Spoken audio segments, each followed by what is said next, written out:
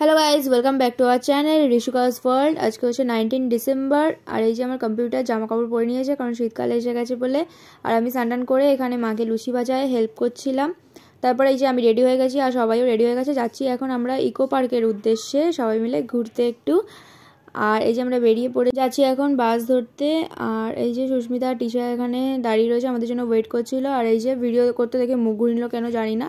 আমরা ইকো পার্কে 4 নম্বর গেট দিয়ে ভেতরে ঢুকেছি। আর এই যে এখানে ইকো পার্কে 4 নম্বর গেট দিয়ে ঢুকলেই প্রথমেই 7 ওয়ান্ডার্স পড়বে, তোমরা সবাই জানো। বাট আজকে আমরা মেন দেখতে গেছিলাম হরিণালয়, যেটা ইকো পার্কের পাশেই নতুন করেছে।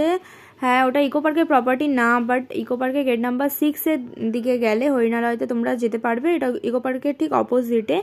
তো আমি সাজেস্ট করবো আগে হরিণালয়টা দেখে এসে তারপর ইকো পার্কে প্রবেশ করতে, কারণ আমরা এই ভুলটাই করেছিলাম। ইকো পার্কে একবার ঢুকে গেলে তারপর তোমরা হরিণালয়তে একটু প্রবলেম হতে পারে যেতে।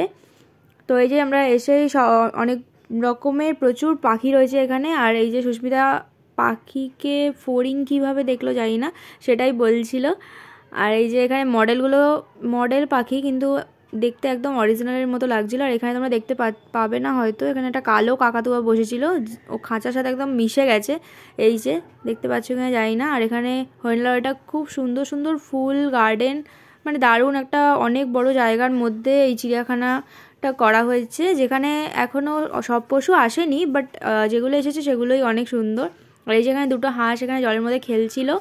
আর ওরা দুজন ছাড়াও ওই পাশে আরও প্রচুর হাঁস ছিল। আর এই যেখানে একটা বকও দাঁড়িয়ে রয়েছে। এছাড়াও এখানে অনেক রকম পাখি রয়েছে, ওদিকে সাদা কাকাতুয়া রয়েছে, তার পাশে সবুজ রঙের অনেক টিয়া পাখি রয়েছে।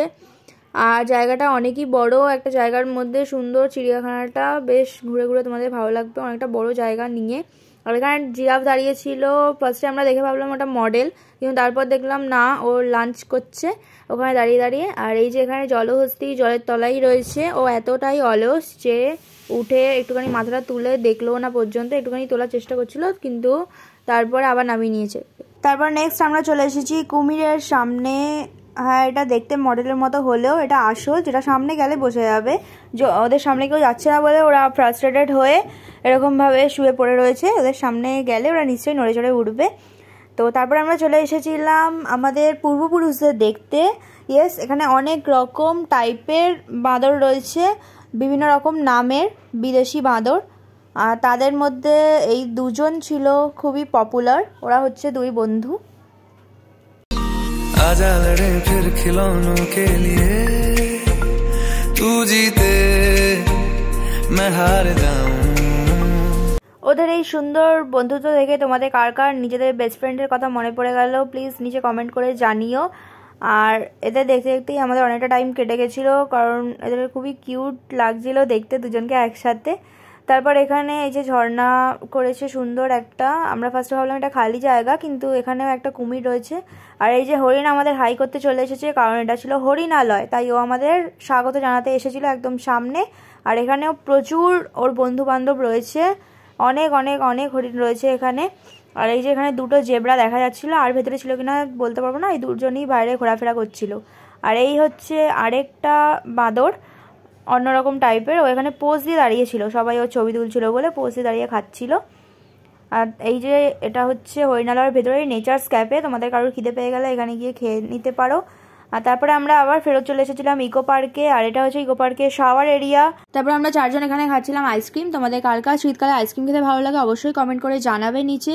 আর এখানে এই যে ইকো পার্কের ডিরেকশন দেওয়া রয়েছে কোন দিকে কি রয়েছে। তারপর আমরা খেতে বসে গেছিলাম লুচি আলুর দম। খাওয়া দাওয়া শেষ করে আমরা 4 জন মিলে চলে গেছিলাম কিছুক্ষণ সাইকেলিং করতে। আর সাইকেলিংয়ের প্রাইস হচ্ছে 150 টাকা ফর 30 মিনিটস। আর এই যে এখানে সানসেটও হয়ে গেছে, গঙ্গার পাড়ে সানসেট দেখতে অনেক বেশি সুন্দর লাগে। আর দেখতে পাচ্ছ অনেক ভিড় হয়েছে, উইকডেজ, বাট অনেক ভিড় হয়েছিল ইকো পার্কে আজকেও। আর তারপরে সন্ধ্যা হয়ে গেছিলো। আর এই যে সন্ধ্যাবেলা সব ইকো পার্কের পুরো লাইটটা জ্বলে গেছিলো। আর ওই দূরে দেখো আইফেল টাওয়ার দেখা যাচ্ছে, ওটা হচ্ছে গেট নাম্বার 1-এ। আর আমরা অত দূর আর যাইনি, এখন বাড়ি ফেরার টাইম হয়ে গেছে। তো এই ব্লগটা ভালো লাগলে লাইক কমেন্ট শেয়ার, আর চ্যানেলটাকে অবশ্যই সাবস্ক্রাইব করে দিও, কারণ এরপরে অনেক নতুন নতুন অনেক এক্সাইটিং ভিডিও আসতে চলেছে, যেটা তোমরা মিস করে যাবে। তাই চ্যানেলটাকে এক্ষুনি সাবস্ক্রাইব করো। আজকের জন্য টাটা, বাই বাই।